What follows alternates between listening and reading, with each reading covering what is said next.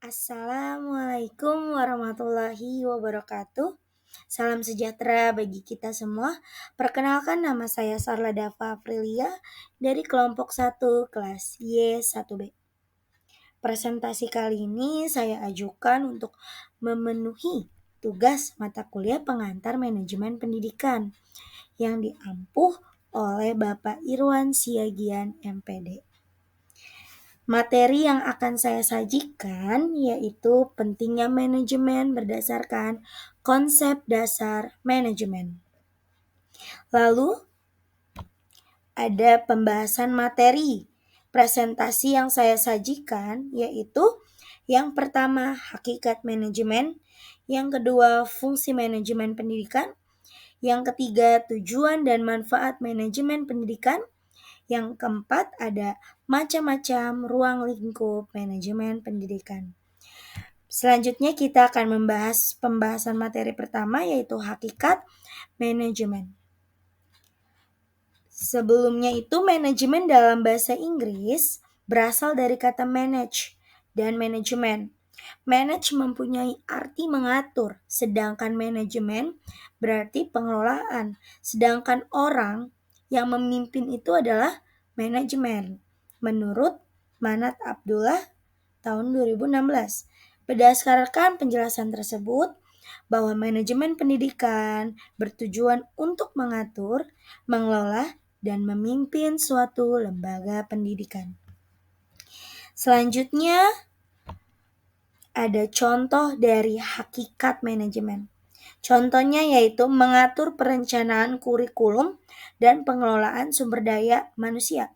Contoh tersebut merupakan dari hakikat manajemen, mengatur dan mengelola. Dari contoh tersebut, untuk mengatur perencanaan kurikulum dengan melakukan evaluasi agar perubahan kurikulum secara berkala dari contoh pengelolaan sumber manusia ialah dengan cara merekrut, melatih dan mengembangkan karyawan pendidik seperti guru. Selanjutnya ada pengertian manajemen menurut Pak Abdullah. Manajemen merupakan serangkaian aktivitas pengelolaan sumber daya yang ada di dalam suatu organisasi oleh sumber daya manusia yang ada di dalam organisasi tersebut untuk mencapai tujuan organisasi. Jadi berdasarkan penjelasan tersebut bahwa tujuan utama dari manajemen adalah mencapai untuk maksimal pencapaian tujuan organisasi dengan cara yang efektif dan efisien. Itu adalah tujuan dari manajemen. Nah, berikut ini ada contohnya juga, meningkatkan kualitas pendidikan untuk memastikan siswa mencapai prestasi akademik yang optimal. Jadi dari contoh tersebut merupakan contoh dari memaksimalkan pencapaian pendidikan yang efektif dan efisien. Dan dari contoh tersebut kita dapat mengevaluasi nih kinerja siswa. Gimana nih, udah sampai mana, bagus enggak? Nah, selanjutnya juga ada pengertian manajemen menurut Wijaya dan Rifai. Manajemen merupakan kegiatan yang dilakukan oleh seorang manajer untuk mendorong sumber daya yang ada di dalam suatu organisasi untuk mencapai tujuan yang disepakati. Jadi, berdasarkan penjelasan tersebut, bahwa manajemen itu merupakan keseluruhan kegiatan untuk menyelesaikan tugas melalui fungsi manajemen untuk mencapai tujuan yang disepakati. Jadi, untuk mengerjakan tugas atau menyelesaikan tugas, kita harus mempunyai tujuan yang udah disepakati agar dapat mudah menyelesaikan tugas. Selanjutnya ada contohnya. Contohnya itu manajer merencanakan program pembelajaran agar mencapai tujuan yang telah disepakati. Nah, dari contoh tersebut merupakan contoh dari fungsi manajemen untuk mencapai tujuan yang disepakati. Dan dari contoh tersebut merencanakan program pembelajaran dengan menetapkan kurikulum. Nah, kalau sekarang disebut kurikulum merdeka. Selanjutnya juga ada pengertian manajemen menurut Pak Ismainar. Manajemen merupakan suatu proses untuk mengordinasikan kegiatan operasional yang dilakukan oleh masing-masing sumber daya manusia yang ada di dalam organisasi untuk mencapai tujuan yang tidak mungkin dapat dilakukan oleh sendirian. Jadi berdasarkan penjelasan tersebut, manajemen itu serangkaian proses pemanfaatan orang lain dalam pengelolaan organisasi. Tidak bisa dilakukan sendirian, harus bersama orang lain, harus memanfaatkan orang lain. Nah, sekarang ada contohnya.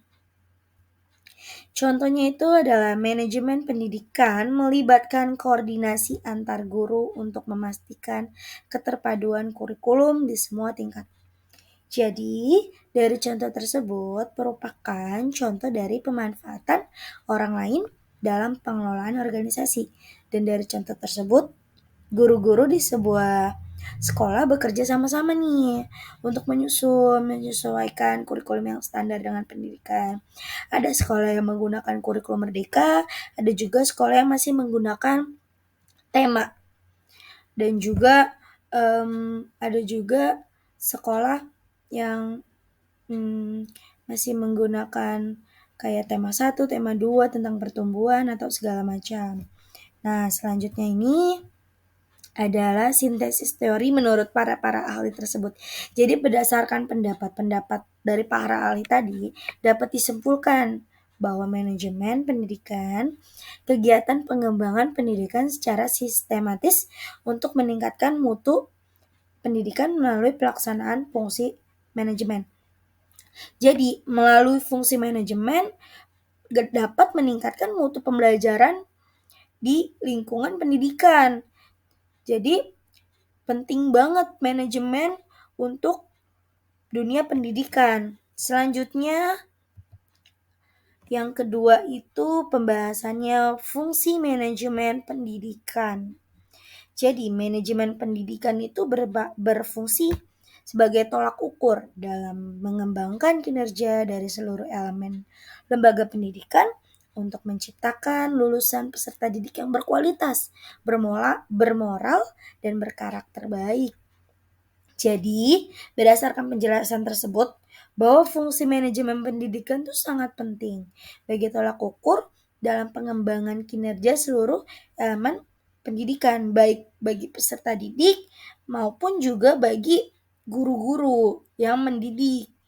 Jadi sangat penting sekali ya untuk membuat lulusan yang baik untuk peserta didik yang berkualitas dan berkarakter baik, bukan hanya pintar tapi juga harus yang bermoral dan berkarakter yang baik. Oke, selanjutnya ada contohnya. Contoh manajemen pendidikan dapat mengembangkan kurikulum yang tidak hanya menekankan pada aspek akademik, tetapi juga membentuk karakter peserta didik. Nah, dari contoh tersebut merupakan contoh dari menciptakan lulusan peserta didik yang berkualitas.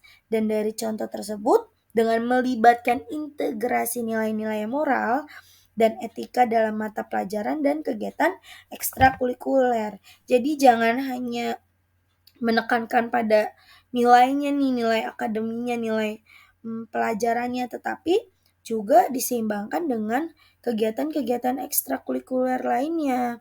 Nah, sekarang tuh ada fungsi manajemen pendidikan. Fungsi manajemen pendidikan menurut Sebani dan Koko meliputinya itu yang satu. Yang pertama ada planning, ada organizing, yang ketiga staffing, yang keempat directing, yang kelima ada coordinating, dan yang keenam atau terakhir ada controlling. Nah, yang pertama ada planning.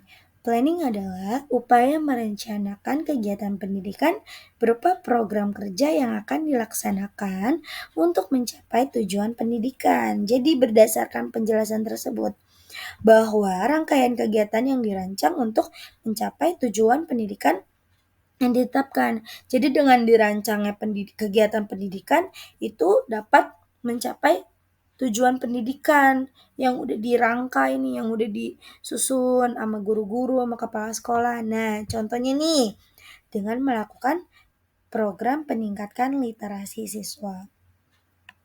Jadi dari contoh tersebut merupakan contoh dari rangkaian kegiatan untuk mencapai tujuan pendidikan dengan melakukan caranya tuh membeli dan menyediakan bahan bacaan yang sesuai dengan tingkat literasi siswa. Jadi dengan meningkatkan program literasi siswa nih, meningkatkan siswa agar rajin membaca itu dengan cara menyediakan buku-buku yang lebih bermanfaat, yang lebih berkualitas, tapi harus sesuai sama tingkatan literasinya dia, jangan melewati atau kurang. Itu agar dapat meningkatkan literasi siswa. Selanjutnya itu ada fungsi manajemen organizing.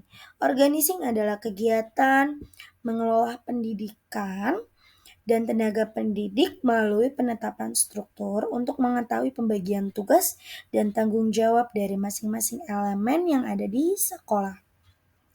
Berdasarkan penjelasan tersebut, bahwa mengelola pendidik dan tenaga kependidikan melalui penetapan struktur organisasi. Jadi dengan adanya struktur organisasi yang kayak misalkan kepala sekolah, guru-guru, rekan-rekan lain, itu kita dapat mengetahui nih pembagian tugas dan tanggung jawabnya dia di mana. Begitupun juga dengan pendidik atau siswa ya. Dalam kelas itu ada ketua kelas, wakil kelas, bendahara, sekretaris, dan lain-lain. Nah, contohnya melakukan pembentukan tim manajemen sekolah. Jadi dari contoh tersebut merupakan contoh dari penetapan tim manajemen sekolah yang terdiri dari kepala sekolah, wakil kepala sekolah, kepala bidang, atau koordinator dan posisi-posisi lainnya. Nah, seperti yang saya bilang tadi, pendidik juga ada koordinasinya atau organisasinya itu seperti tadi ada ketua kelas, wakil, bendahara, sekretaris, dan yang lainnya. Nah, selanjutnya ini ada yang namanya staffing. Staffing adalah kegiatan menempatkan pendidik dan tenaga pendidik sesuai dengan kompetensi keahlian masing-masing, mulai dari perekrutan, penempatan, pelatihan, pendidikan, dan pengembangan kompetensi keahlian dari pendidik dan tenaga kependidikan yang merupakan aset utama dalam lembaga pendidikan. Jadi berdasarkan penjelasan tersebut, bahwa menempatkan pendidik dan tenaga pendidik harus sesuai dengan kompetensi keahlian mereka masing-masing. Jangan misalkan guru bahasa Indonesia ditempatin sebagai guru bahasa Inggris atau guru matematika. Nah, selanjutnya ada contoh dari staffing. Contohnya itu dengan menempatkan tenaga pendidik sesuai dengan keahliannya. Kayak tadi yang udah saya bilang, seorang guru bahasa Indonesia mengajar pelajaran bahasa Indonesia. Jadi dari contoh tersebut merupakan contoh dari penempatan tenaga pendidik yang sesuai dengan keahliannya. Dan contoh tersebut, seorang guru yang memiliki keahlian pengajaran bahasa Indonesia dapat ditempatkan untuk mengajar mata pelajaran bahasa Indonesia di tingkat yang sesuai. Misalnya mau tingkat SMP, SMA, atau SD juga ada bahasa Indonesia, tapi untuk lebih ke spesifiknya itu lebih ke SMP dan SMA yang fokus pembelajaran bahasa Indonesia saja. Selanjutnya ada directing. Directing adalah kegiatan pemberian instruksi, bimbingan, arahan, motivasi, dan teladan dari kepala sekolah. Sebagai manajemen sekolah atau sebagai manajer sekolah kepada pendidik dan tenaga pendidik agar tujuan pendidikan dapat tercapai. Jadi berdasarkan penjelasan tersebut, directing adalah salah satu fungsi manajerial yang sangat penting agar tujuan pendidikan dapat tercapai. Dengan adanya directing, tujuan pendidikan tercapai karena sudah ada manajer sekolah. Selanjutnya ada contoh dari directing. Contohnya nih, seorang kepala sekolah memberikan instruksi kepada guru baru tentang kurikulum baru. Saya ingin Anda fokus memastikan siswa benar-benar memahami konsep tersebut. Jika ada pertanyaan, jangan ragu untuk konsultasi dengan koordinator kurikulum, kata kepala sekolah kepada guru baru. Contoh tersebut merupakan instruksi kepala sekolah kepada guru baru nih. Dan dari contoh tersebut bahwa guru baru harap pastikan untuk memahami modul baru dari dalam kurikulum. Jadi untuk guru baru yang belajar tentang kurikulum baru atau yang disebut kurikulum merdeka, itu kita harus jangan diam aja, jangan ragu kalau memang tidak bisa. Harus bertanya kepada koordinator kurikulum atau yang sudah memahami kurikulum baru. Selanjutnya itu ada coordinating ya. Coordinating adalah kegiatan mengkoordinasikan agar terjadi keseimbangan, pelimpahan tugas dan tanggung jawab kepada setiap elemen yang ada dalam lembaga pendidikan. Nah, berdasarkan penjelasan tersebut, dengan adanya tanggung jawab yang terkoordinasi, lembaga pendidikan dapat meningkatkan kualitas pendidikan. Jadi, dengan tenaga pendidikan yang mempunyai tanggung jawab, itu dapat meningkatkan kualitas pendidikannya. Nah, selanjutnya ini ada contohnya, contoh dari koordinasi. Dengan membentuk tim atau panitia untuk mengkoordinasikan pengembangan dan pelaksanaan program ekstrakurikuler.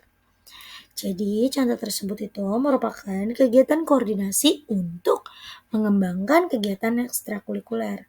Dan dari contoh kegiatan tersebut, setiap anggota tim dapat diberi tanggung jawab tertentu seperti program olahraga, seni, atau kegiatan sosial. Selanjutnya ini ada controlling.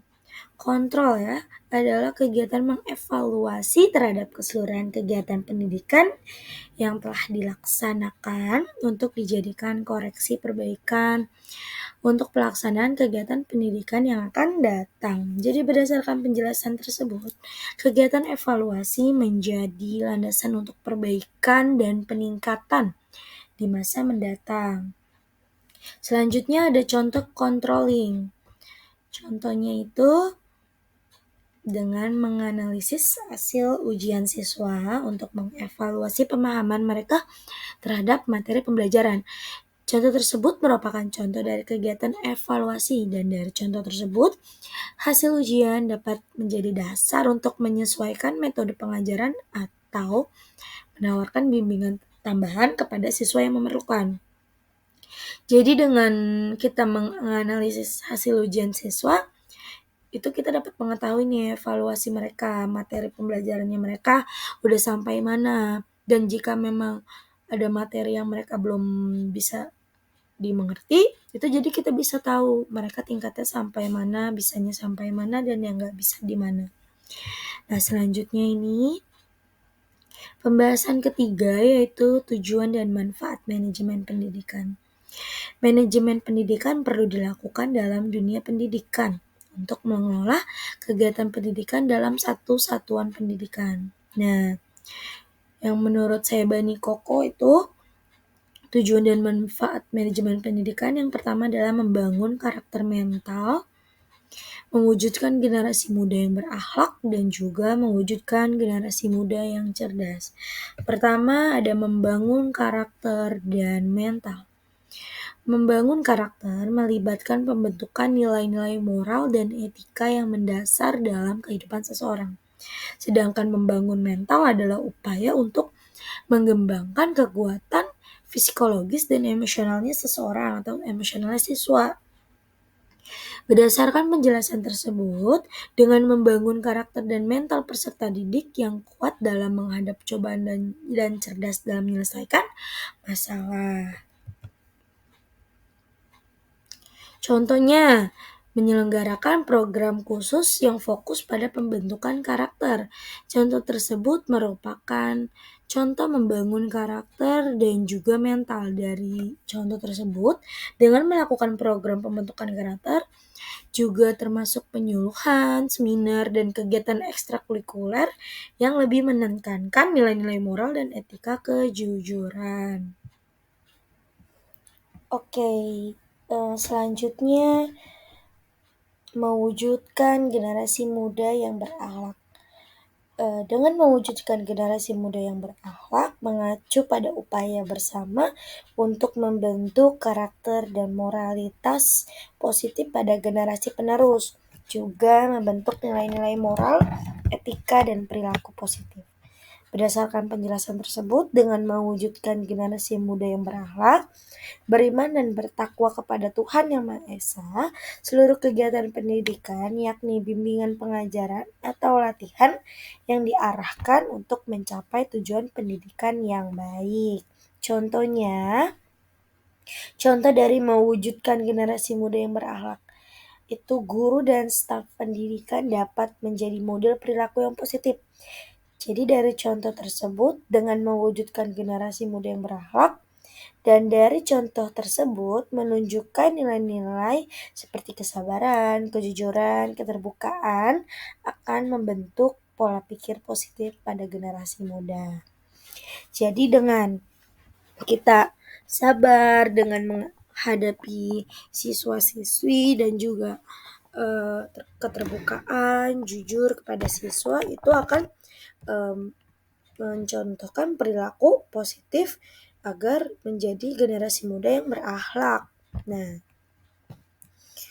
selanjutnya itu ada mewujudkan generasi muda yang cerdas. Dan rangkaian untuk memastikan bahwa anak-anak dan remaja memiliki kemampuan intelektual yang optimal serta keterampilan dan pengaturan yang diperlukan untuk menghadapi tuntutan dalam modern atau dunia modern. Berdasarkan penjelasan tersebut, dengan mewujudkan generasi muda yang cerdas, berilmu, kreatif, mandiri, dan menjadi warga negara yang bermanfaat bagi seluruh warga Indonesia dan juga bagi kehidupan orang lain maupun dirinya sendiri. Nah, contohnya itu memberi akses dan dukungan terhadap pendidikan yang berkualitas. Contohnya itu termasuk pendidikan formal atau non-formal. Contoh tersebut merupakan contoh mewujudkan generasi yang cerdas, dan dari contoh tersebut kurikulum sekolah tidak hanya mencakup mata pelajaran akademis tetapi juga mengembangkan kritis, kreativitas, dan penerapan pengetahuan dalam konteks nyata. Selanjutnya itu ada macam-macam ruang lingkup manajemen. Ruang lingkup manajemen menurut Usman adalah proses yang dapat berjalan dengan maksimal dan teratur bila mana fungsi manajemen telah dilaksanakan dengan efektif dan efisien.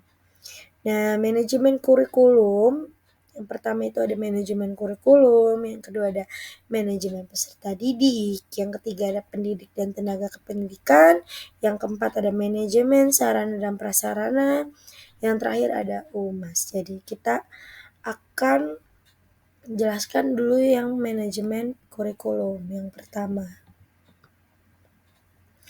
Nah, manajemen kurikulum adalah penentu utama bagi kegiatan di sekolah. Kurikulum harus dirumuskan sedemikian rupa agar tidak bertentangan dengan filsafat.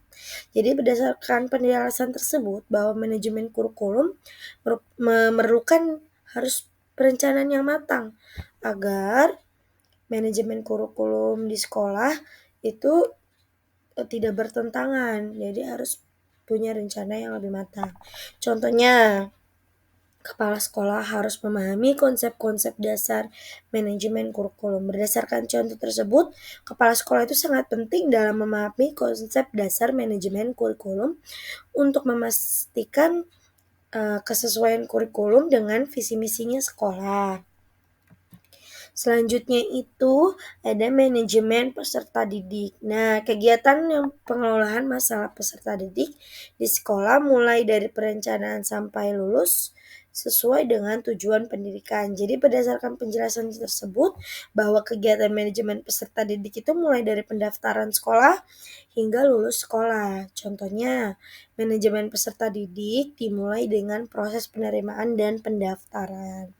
Berdasarkan contoh tersebut bahwa manajemen peserta didik mulai dari menyusun proses penerimaan, pendaftaran peserta didik baru, termasuk pengumpulan dokumen atau data-data, terus diseleksi, orientasi untuk memastikan integrasi yang baik ke dalam lingkungan sekolah. Selanjutnya ada pendidik dan tenaga kependidikan. Nah, tanggung jawab kepala sekolah harus mengetahui nih kompetensi masing-masing pendidik dan tenaga kependidikan dalam pencapaian tujuan pendidikan.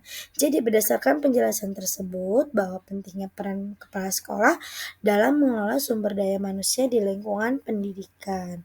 Contohnya, kepala sekolah melakukan pemantauan kinerja dan tenaga kependidikan. Berdasarkan contoh tersebut, bahwa kepala sekolah melakukan pemantauan dengan melakukan observasi kelas, evaluasi hasil belajar siswa, dan penilaian kinerja secara keseluruhan. Selanjutnya ada manajemen sarana prasarana. Adalah manajemen sarana prasarana yang menyangkut dengan persiapan keseluruhan baik peralatan maupun material bagi pencapaian tujuan pendidikan.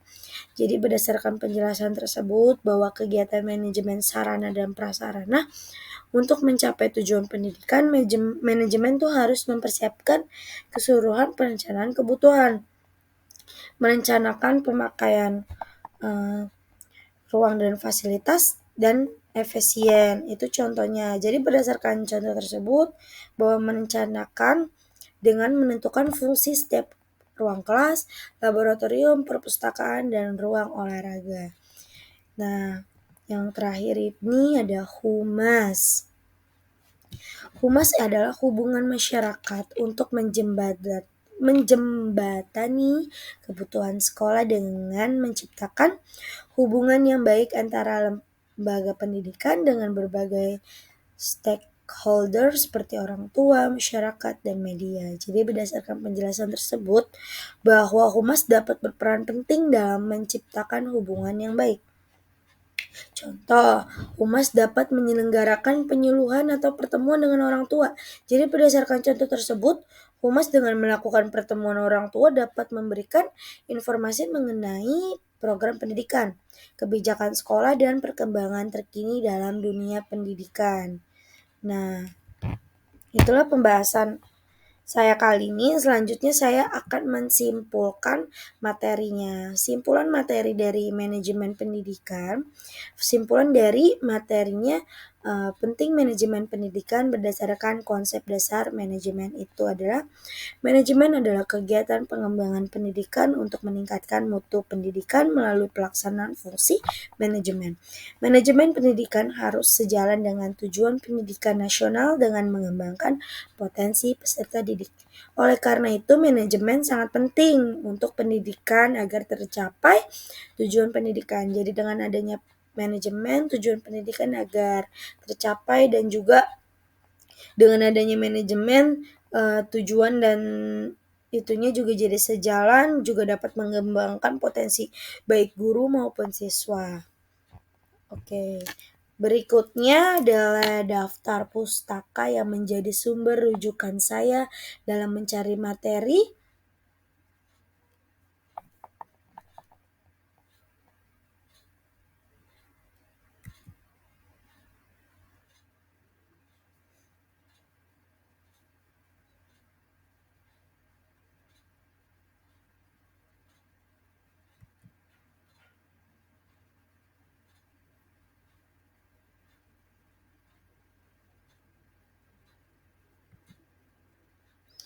Baik, sekian presentasi yang dapat saya sampaikan. Jika ada kata-kata yang kurang berkenan, saya mohon maaf sebesar-besarnya, dan atas perhatian teman-teman sekalian. Waalaikumsalam warahmatullahi wabarakatuh. Saya ucapkan terima kasih.